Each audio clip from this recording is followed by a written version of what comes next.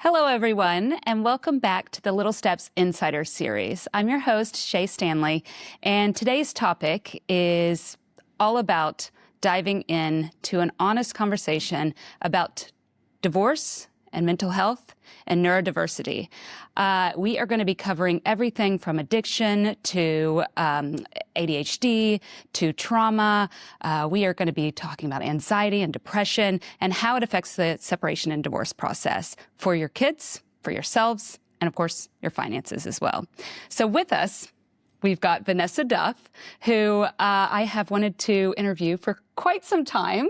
And what's interesting about your background, and you'll tell us more, is that you are a fantastic family lawyer here in Hong Kong, but you've also got this mental health side. You're a qualified mental health aider. So That's right. Welcome, and you are a fantastic person to talk about this. And just before the show, we were also just kind of sharing some stories. You've really got your finger on the pulse of so many different mental health and neurodiversity situations here in Hong Kong, and stories on how to navigate them. So thanks for joining us. Thank you so much. I'm very happy to be here. So just before we get started, obviously everybody wants to get to know you.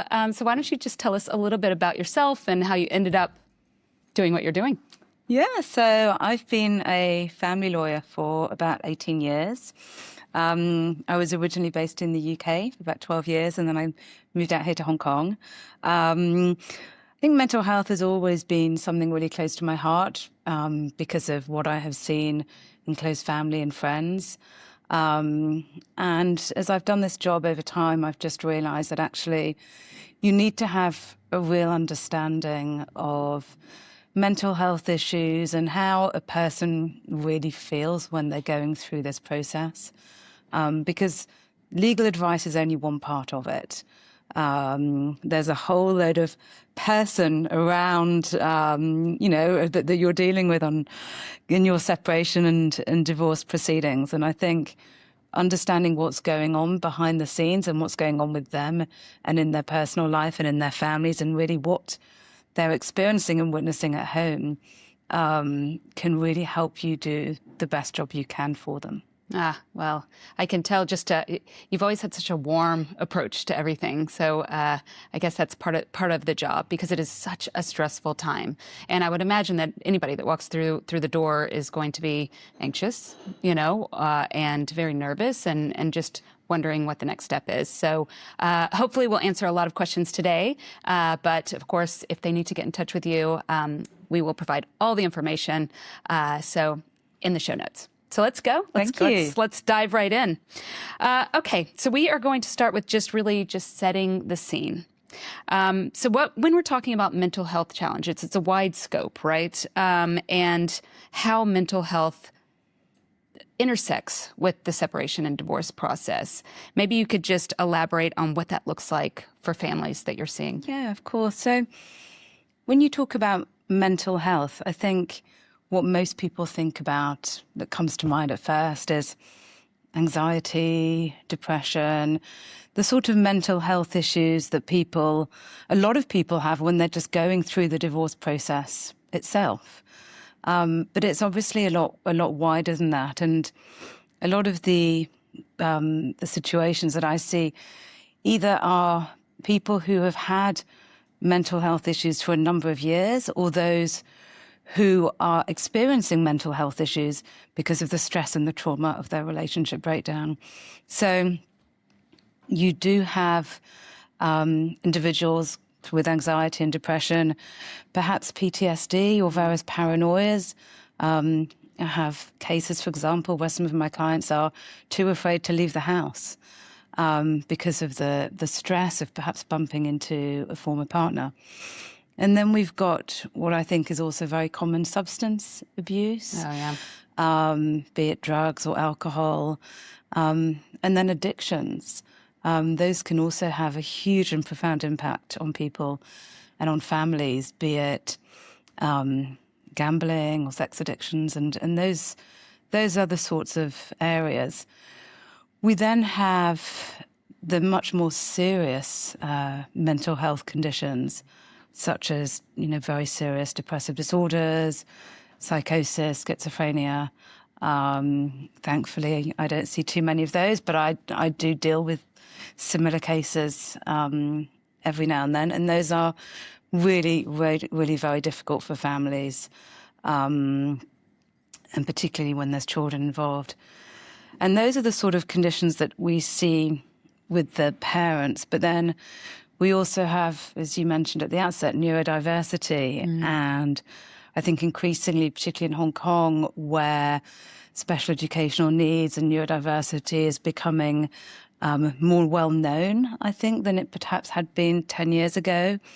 People are more aware of it. Parents are more conscious. Schools are more conscious. And so we do have a significant number of children who might be neurodiverse, maybe autism, ADHD, and then that will also impact on separation and divorce in the sense of how do the parents deal with it, and the conflicts that can arise because of the decisions that they have to make for their children.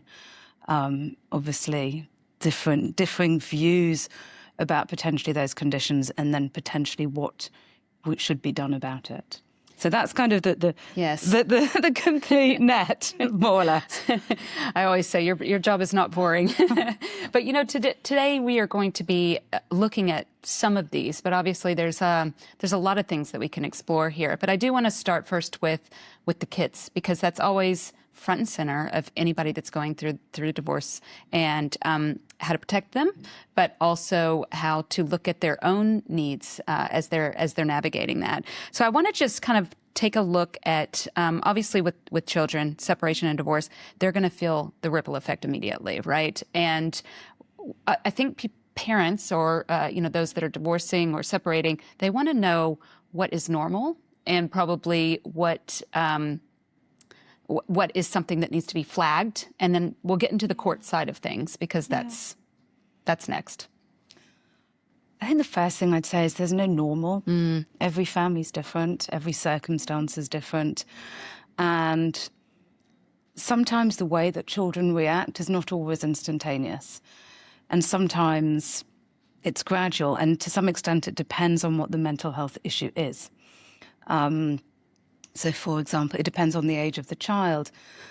So typical behaviours with young children when there are mental health concerns with one or both parents, maybe sort of regression, so in terms of bedwetting when previously they were, potty trained, or, for example, coming to the parents' bed at night, seeking that extra comfort and reassurance, because little ones can't, they can't verbalise and express their needs. And then as children get older, that's sometimes when the anxiety and the depression comes in. And it's always incredibly sad when I talk to a parent and they're explaining to me how their children are withdrawn and the teachers are observing that they're not wanting to socialise as much, or they're not coming out of their bedroom as much. I think tied in with that as well is the fact that children can sometimes feel guilty or responsible for what's going on. And it's obviously super important that parents give that reassurance to children that this is, something between mummy and daddy, that you've done nothing wrong. This is not you. We both love you. We will always love you. We will always be there for you. But it's not always easy when parents themselves have got mental health difficulties to get that message out. And it's not always easy to get it out in the right way. I think when you start looking at older children, that's when you sometimes get the aggressive behaviours, the defiant disorders, and because they just don't know how to express their emotions. Unfortunately, then that sometimes will impact on their schoolwork. It will impact, potentially they would start taking substances themselves.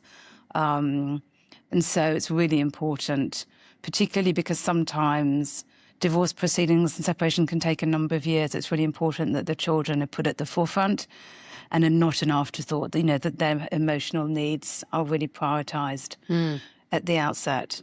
And I think one of the other really difficult things that I I won't say I see because I don't see children, Right. but that I get told by parents is when a child feels the need to protect their parent. And that's really quite common, particularly a parent who may have anxiety themselves and who feel that they need that validation, and they need to feel loved and cared for, but unfortunately they're directing that in the wrong way, and the children are feeling that they need to basically support and protect their parents. It's that loyalty, the more of like a loyalty blind of sorts. Exactly, Yeah. exactly. Yes, so they don't know, or if they see, because children are so astute, they see that one parent is struggling, or mum's in the bedroom all the time crying. They want to go and help, and it's understandable, but it's about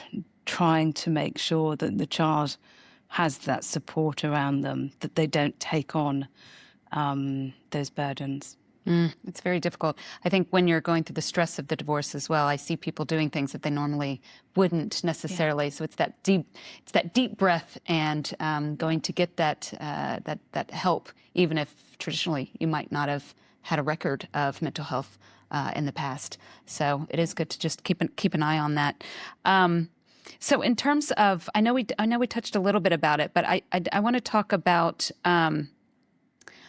neurodiversity and kids, because I suppose we'll dive a little bit more into the court side, because I think that is the interesting element when you're navigating it.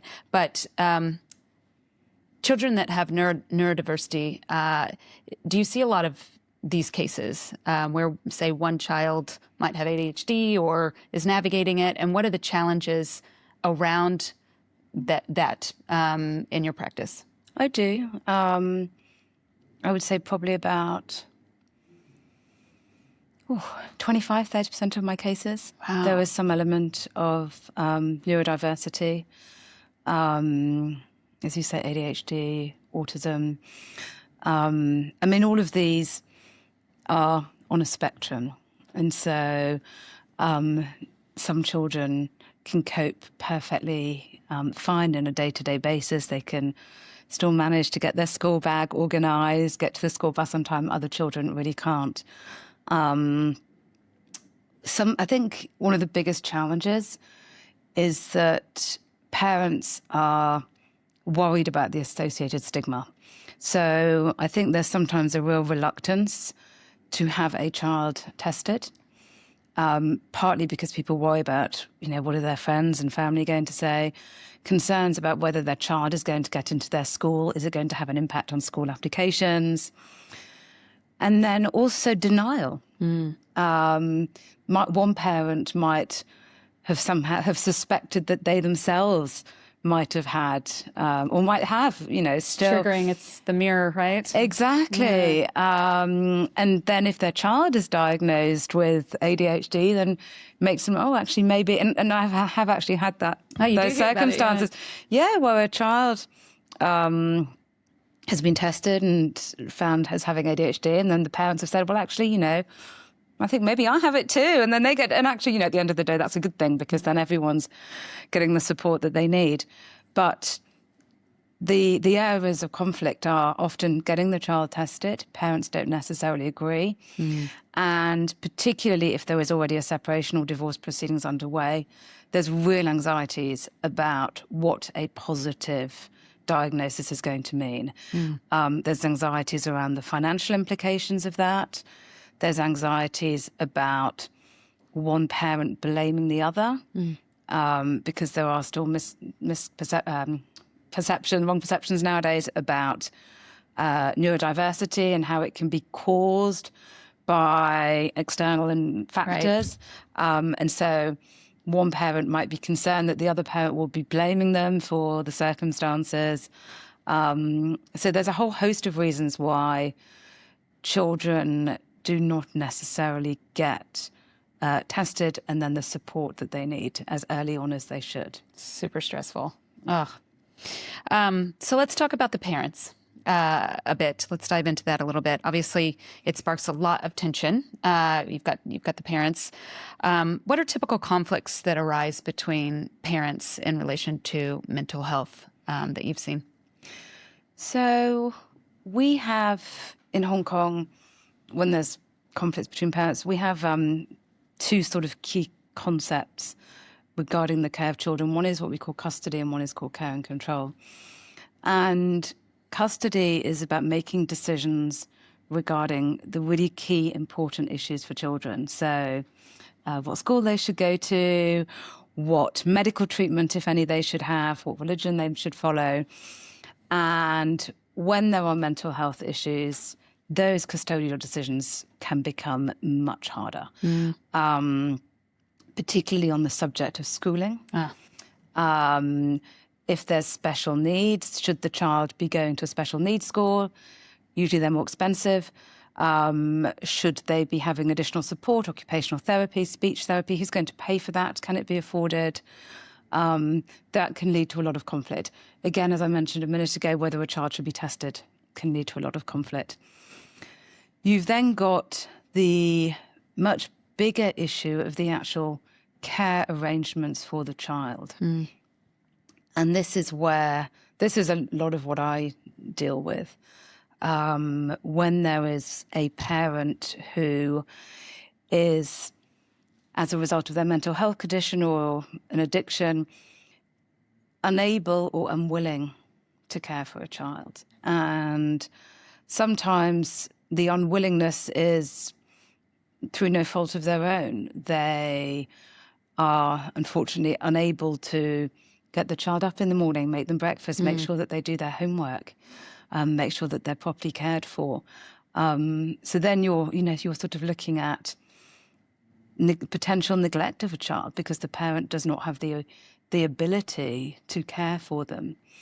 That can also be in cases where there are addictions. So where you have a parent who's gambling or addictions to pornography and they're stuck on their computers all day and they don't really see what's going on in the background.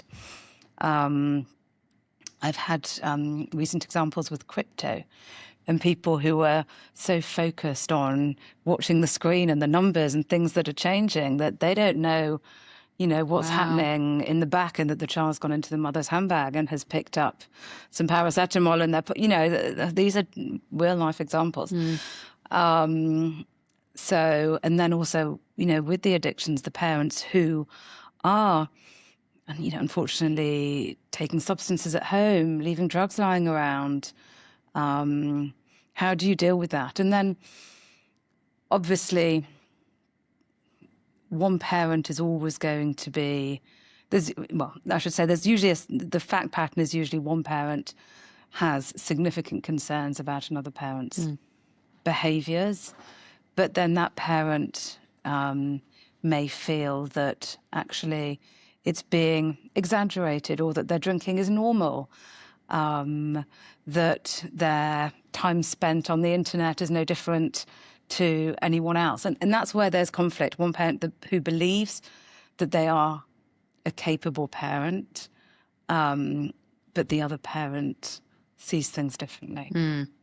And do you also have cases where, because I imagine with the high conflict cases that you have, people accusing the other of having a mental health, or you see the narcissistic personality disorder, which could be the case or could not be the case, or addictions, and it's not true necessarily, Yes. and kind of going about that process. Do you see that? I do. Yeah. Those are very difficult cases because sometimes it's done with an ulterior motive.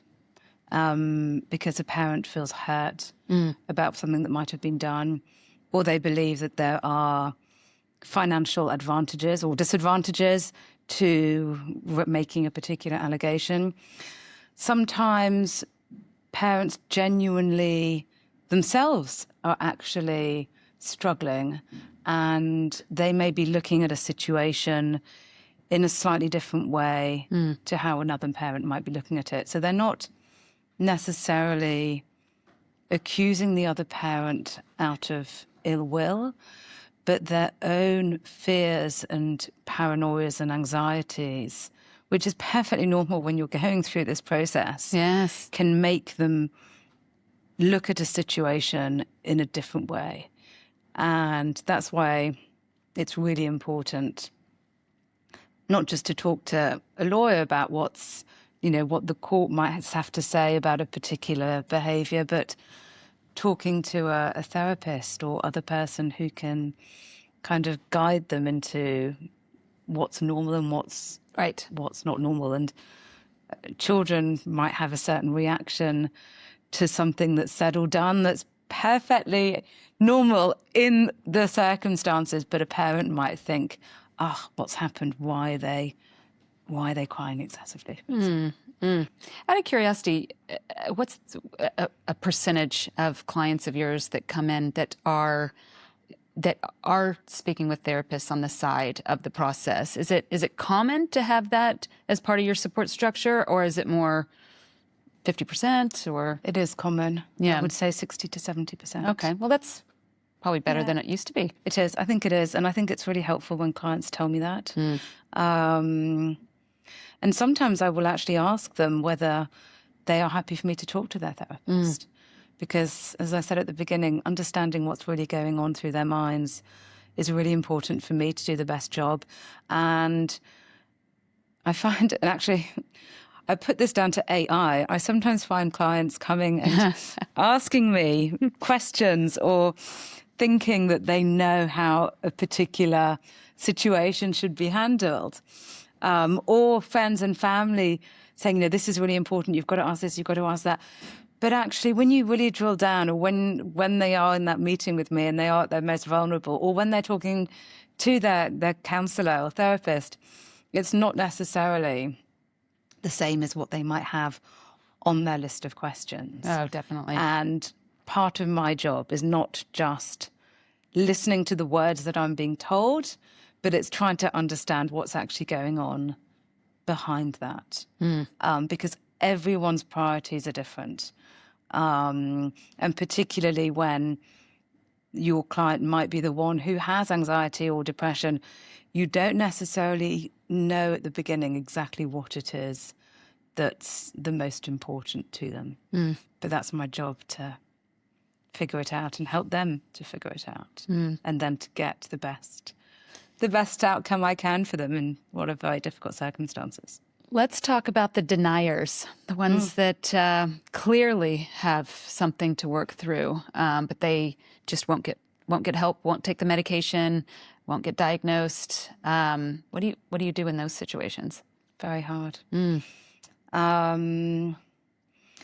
Unfortunately, that's when those types of cases are the ones that end up in court. They more take forever. Often than not.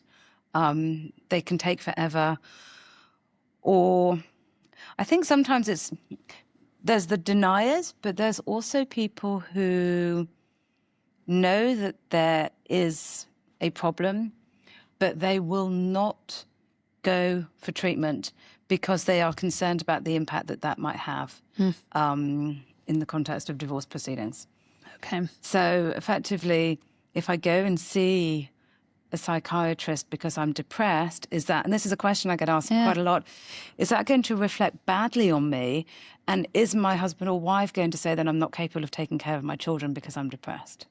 Whereas actually, I see it as a positive step that they recognize that they need help, and they're taking positive action. And that to me is the most important, and that's what's going to be the most important if the matter gets before a judge. You also have circumstances where people do recognize that there's a problem and they may go to rehab, for example. They might go and spend a month in Thailand, and then they get better, but then they relapse. And I think one of the really difficult situations for a parent, and also ultimately for a judge who has to make a decision, is when you're looking at a parent with a mental health condition, is this something that is going to be lifelong, or that is going to reoccur?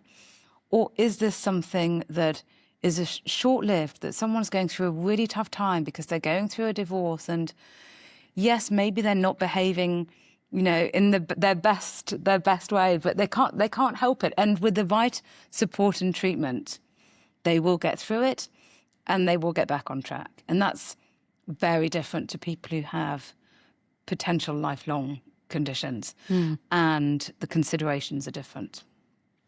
Such a tough call for the judges, I would imagine, too, just getting to know these individuals. And judges actually will admit that. Yeah. I've had some very, very difficult cases. I've had cases where judges have had to remove a child from a parent and actually cut off all contact between that child and that parent. And the judge has themselves actually in the courtroom expressed how difficult it is for them to make these decisions.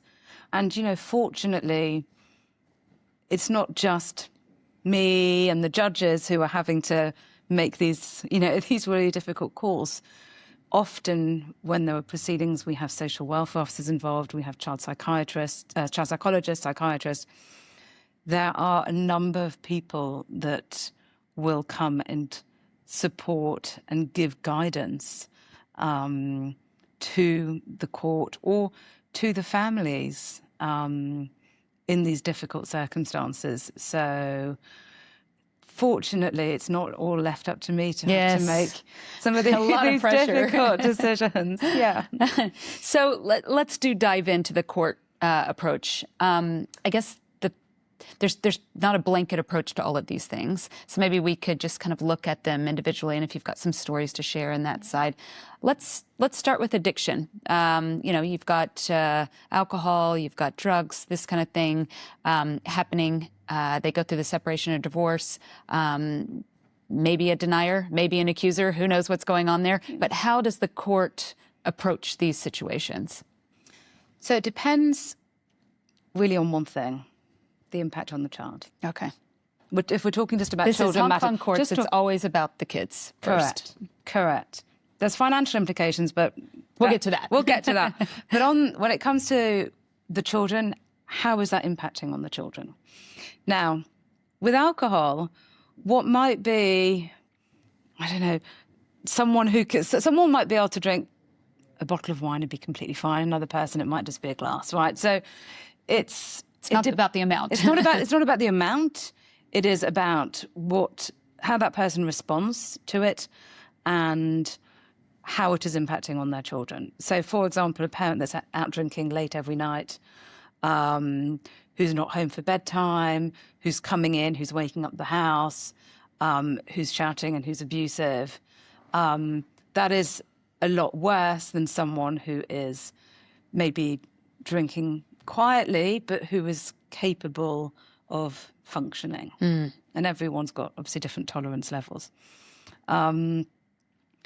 Those situations can be quite different to an addiction to gambling, because someone who's addicted to gambling, yes, they might also be out of the house and not present. So then we get into the neglect of the child that we talked about earlier.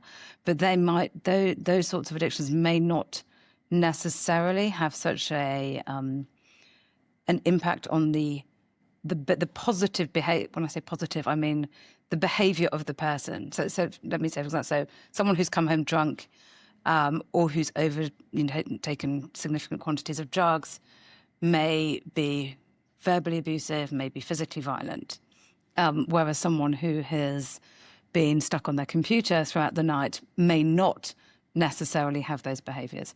And so the approach of the court will be quite different. If it is someone who has addictions and behaviors that are putting a child or the other parent at risk of physical harm or psychological harm, because it's not uncommon for children not to be harmed, but children to witness abuse in a household. And that's incredibly traumatic for young children. And in those cases, the court may direct that the parent has to leave the house. And then we get into the circumstances in which they can see their child. And if there's concerns that they're going to be drunk when they're seeing their child, or they might take their child in a car and be driving when they're under the influence, then the court will impose certain measures such as potentially a breathalyzer test or drug and urine tests and requiring a person to produce effectively test reports to show that they have been that they haven't been drinking or they haven't been taking drugs. Those can be a bit hit and miss. Sometimes people can try to sort of get around the tests. But that's usually the approach of the court. And until the court is satisfied that a parent is not going to put a child at harm, then that parent may not be able to see the child other than in the presence of another person. Okay. So that's when we hear the term supervised access. And that's really difficult for children because it means that they can't see mum or dad other than in a specialised centre, co-parenting centre, or with someone else that accompanies them. So it is really tough. But at the end of the day, the child's welfare has to come first, and the court won't take any chances. Nor should they. What's interesting, I find, is that obviously the court's focused on the child's safety and the welfare, as you mentioned, but it does sound like the court does try to keep those relationships going, whether it's in a supervised situation or, say, somebody went to rehab and then they come back. What is kind of a timeline? I mean, is it something that, like, I guess the big fear is joint or solo custody because of these behaviors or whatnot. I don't know if you could break that down. It's not so simple, but... So, well, it depends on the age of the children, okay? Because a 16-year-old can handle something very differently to a 2-year-old. They've got opinions. They have opinions, definitely. And, you know, I do say to my clients, children of that age, they vote with their feet. Yep.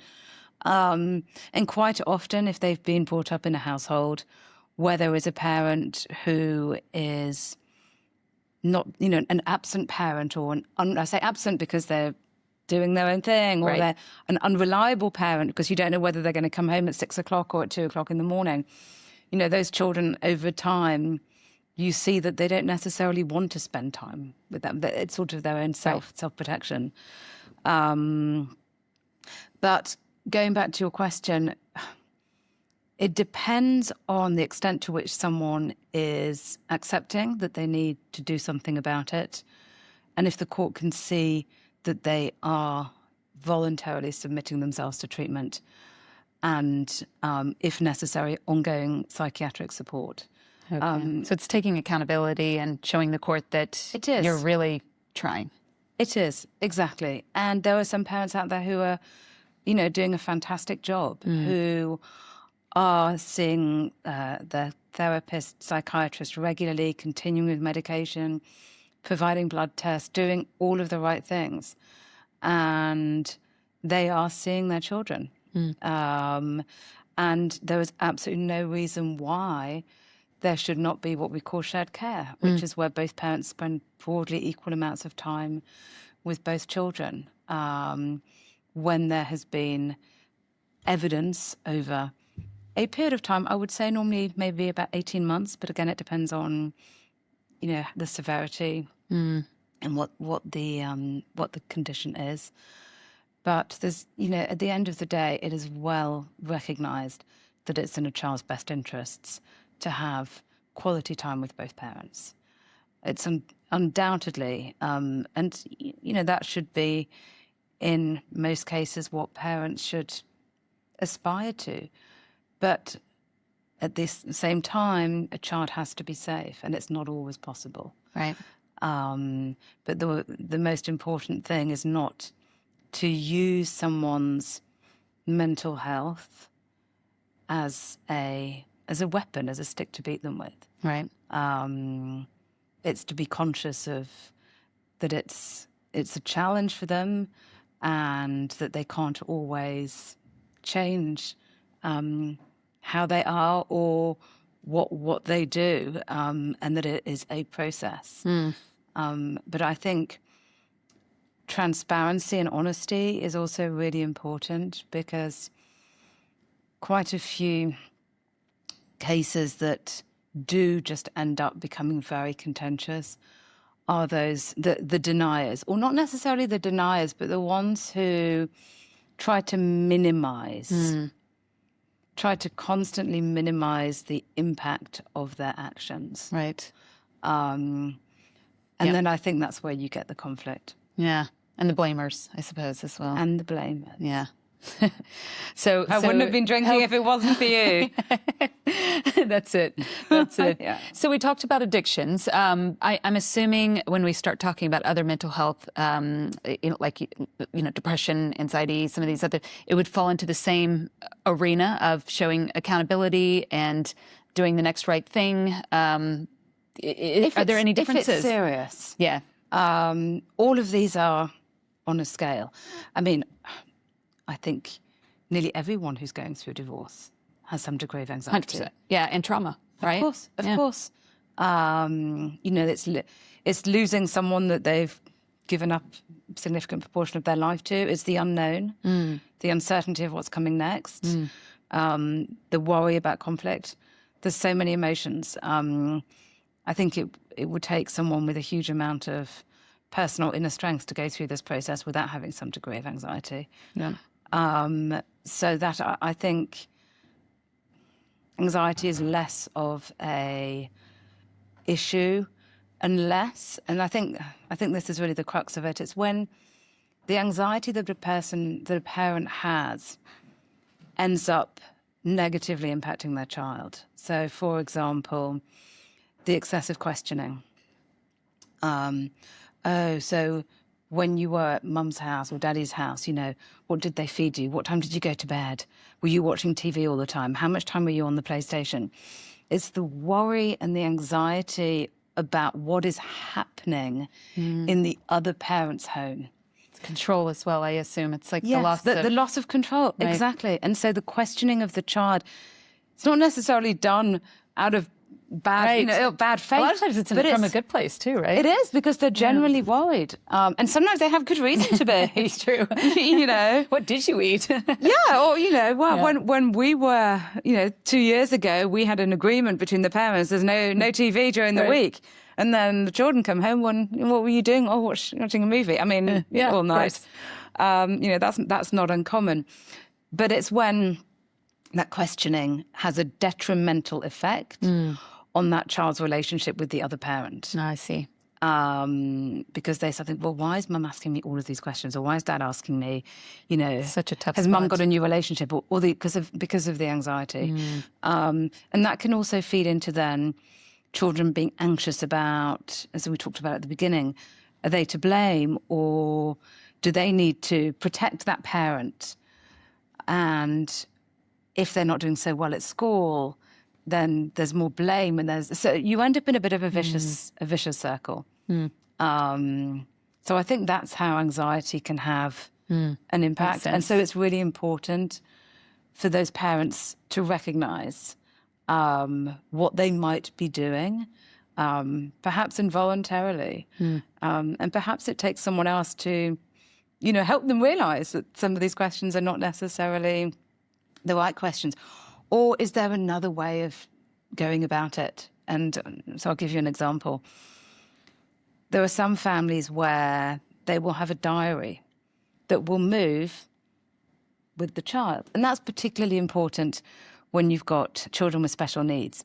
So maybe children who have to take certain medications, or who might have an aversion to any vegetable that's orange, or right, or a child that's regularly unwell. So instead of questioning the child, if the parents can work together and then they can put in the diary, today, Lizzie was really struggling with this, or she found it particularly hard to get her, to get into the bath tonight, or she was overly tired because she was worried about her maths exam. Then parents know what's going on, and they don't have to still be in constant communication with their former spouse, and that in itself can be difficult. But they know what's going on. That's a very good tip. Yeah. Because probably when you're writing in it, you're doing it from your experience with the child rather than talking to the parent, So it's a totally different tone, isn't it, sometimes? Exactly. Or, Sally fell today and she's got a bruise on her knee. It's much better for a parent to see that and understand what's happened. Right. Rather than, and particularly in cases where, for example, the child has just been with a parent who has had difficulties with drinking in the past, and then the child comes home and there's a bruise or something, and it's, in most cases, it's just a normal accident. Right. You know, kids run around and hurt themselves. It doesn't mean that they were not being properly cared for, but it's easy for someone to jump to conclusions, and particularly when there isn't necessarily that openness and transparency about what's going on.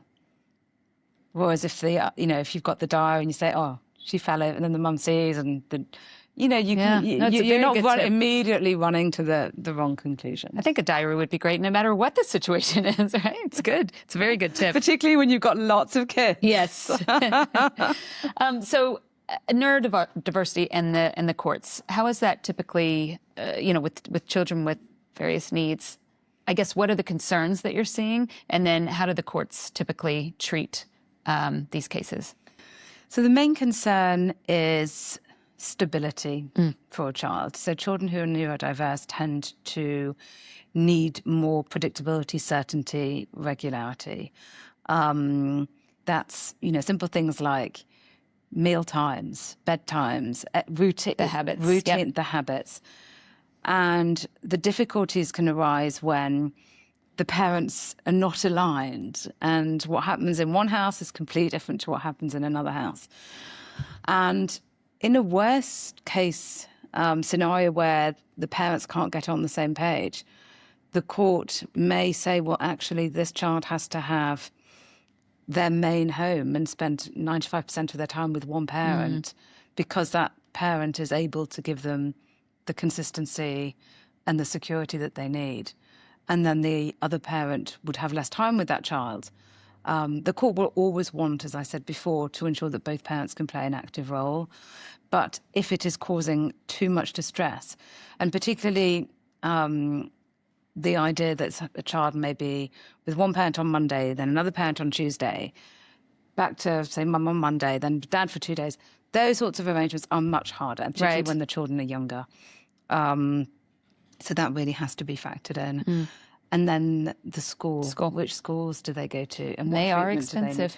They are expensive. And what treatment do they need? And do they need medication? Insurance, all of it, yeah. Yeah, it's tough. And it also comes into play quite a bit when you're looking at child relocations. Right. So one area that I deal with is where a parent is looking to maybe go back to their home country, or they've formed a new relationship, or they've got another job that requires them to move overseas. And it can be particularly difficult for neurodiverse children who have lived all of their lives in Hong Kong to then be uprooted to go and live in another country. So it's really important in those cases to look closely at what the schooling and support network would be in that other country, because countries are all different in terms of the extent to which they can provide special educational needs and supporting in schools and those sorts of things. And that's when you, of course, will get child psychologists and experts who will be making recommendations to the parents and to the court about what is in the child's best interests. Complicated. Yeah, and inexpensive. But I think one of the things I'm seeing as a trend that you keep emphasizing is that they're looking out for the kids. They're looking out. They're hoping the parents get that interaction. Both parents. Yeah.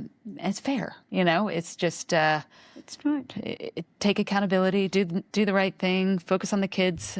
These are all the messages that every parent wants, right? It is. It just gets a little bit tangled sometimes. But what the court also wants as well is, in an ideal world, for parents to sort it out themselves. Yeah. Judges don't want people coming back to court for them to decide on whether the child has to be returned home at 6 o'clock or 7 o'clock at night. And sometimes that does have to go to court, but courts are very much in favour of mediation. And I think mediation in the right cases is also a fantastic tool to try to sort out some of these disputes with children, because it's very much a confidential process, and it's also a space where people can say things knowing that it's not going to be repeated back at them. Right. So someone can recognize and accept in mediation that they need to take some time for themselves or go for treatment, but they might not necessarily want to be saying that in a court process. So it can have some great outcomes. Let's touch on the financial considerations, because obviously, any of these situations will have some numbers attached to it. And, when you go through the process, filling out the Form E, there's going to be a lot of these various things that you're going to need to fill in. So maybe you could just give us an overview of the financial considerations when it comes to mental health, but also neurodiversity. So the biggest financial consideration when there's a parent with mental health is whether that person's capable of holding down a job or getting employment, or whether they're going to need financial support from the other parent, and for how long. So we call that spousal maintenance. Right. So, for example, if the mother can't work because of depression, the court has to assess, well, how long has she been out of work for? Could she go back into the workplace? Does she need to have additional training? What does she need to do to get herself back on her feet? And how long is that going to take? Right. And then the court will assess if there needs to be additional financial support for that parent over a period of time to enable them to get back on their feet. The more difficult cases are the ones where someone has very significant mental health challenges, which basically make it virtually impossible for them to work. And in those circumstances, there might need to be ongoing financial support for that spouse. And Hong Kong's an expensive place. It's not easy when you have one income that needs to be divided between two. And people's lifestyles do change. And sometimes, difficult decisions have to be made. I have cases where parents really have to focus on whether they can afford to put their child in a special needs school or whether they can take their child on holiday. Right. Or, what luxuries need to be cut. But at the end of the day, the child's needs will always come first. Right. And then we've got the needs of the parents. And if there is a child who's going to need potentially, lifelong care or care for well into adulthood, then the court may be suggesting to the parents that they put aside some money to provide for that, to make sure that there's a fund to get that child through to a certain point. And it's a lot to figure out when the kids are really young as well, right? So It is. And you don't know whether they're going to, I have parents asking about university. It's like, well, who knows? Right. And nowadays, particularly with jobs that are changing, you have no idea if your child's going to go to university or what those costs might be in 20 years' time. But one thing that I was always told when I went through my divorce was that things can change, right? So you can go back to the court. You typically do go back to the court for various things. So I do think sometimes that can help with some of the pressure, because you're not going to have it all figured out when the kids are, you're going to do the best you can, but circumstances do change. They do. Locations do change. And children get more expensive. Yeah. And whilst you can build in increases in child support, child maintenance, for inflation, actually it doesn't necessarily reflect the reality. Right. And especially in places like Hong Kong, people move, kids grow up. They need iPads, they need laptops. Things you don't have a clue about when they're young. Exactly. So, One other thing, just on the finances, just to touch on briefly as well, is we mustn't forget that in some cases where there are addictions to alcohol or drugs or gambling, that can have a material impact on the family's finances. And sometimes it can come as a real shock when a spouse realizes that what they thought was that they were in a fairly comfortable financial position. Actually, they realize that a lot of money's just been spent on gambling or on whatever other vice their spouse may have. And that can be very difficult as well. The realization and the shock that what you thought you had both been building up and saving for your joint futures has been whittled down because of what someone else has done. And the court can step in, and the court can effectively treat the person who's spent that money as though they still had it. But it depends on the circumstances, because if someone, it has to be a dissipation that's effectively reckless. But if you have an addiction because it's a compulsive need, it might not be reckless. You might not be able to have helped. You know, you couldn't stop yourself from what you were doing. So those are also very difficult situations. I could see that. Yeah. Oof. Well, there's been so much information today. There's just, I mean, every case is so different. Every person is different. So thank you so much for sharing. I want to kind of wrap it up with some practical guidance. There's a lot of people that will watch this live, after live, read the article. Let's say you're talking to somebody that's just starting this journey, and for whatever reason, they might have, it's neurodiversity or mental health. Or what would be your practical steps, your first steps? You're going into the lawyer's office for the first time.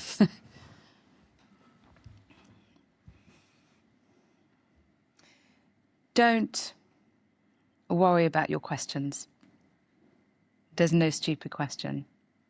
That's a good one. That's the first step when you go into the lawyer's office. Try and be open-minded. Think about your children. Think about how one day your children will be grown up, and hopefully one day they'll get married, and hopefully you'd like to be able to sit at the same table as your former spouse on their wedding day. And what do you need to do and not do to get to that position? Get the support you need, and don't be ashamed or embarrassed or scared about getting the support you need. Get the support that your children might need, and be open and honest with your legal team and with your support network. Solid. My last question. You mentioned support for your children and for yourself. If you could just keep it simple, I know it's not simple. What does support look like for somebody that's going through separation or divorce? Someone willing to listen, but not judge. It's good. That's advice for all the friends, right? Like, that's good. Yep. Can I add one more? Oh, you can add. Every case is different. Yeah. And don't get too concerned about what has happened to your friends or other people that you might know, because a lot of things happen behind closed doors, and you don't always know the full picture and all of the circumstances in another person's marriage. And what may look like another situation that's similar to yours may not be. So I think just keep an open mind, listen to the legal advice that you're getting, and of course ask your lawyer, well, why is my case different to this one? And I'm sure you'll get an answer. But you need to, I think it's important that people understand every situation is different. Yeah. And there's no one size fits all. Definitely. Well, thank you so much. This is a wealth of information for anyone that's going through this, but also for friends or partners or anybody that's looking to help people along the way.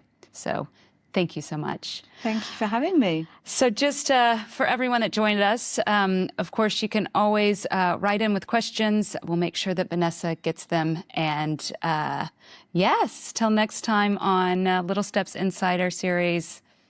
That's it. That's a wrap. Thank you. Thank you. Bye.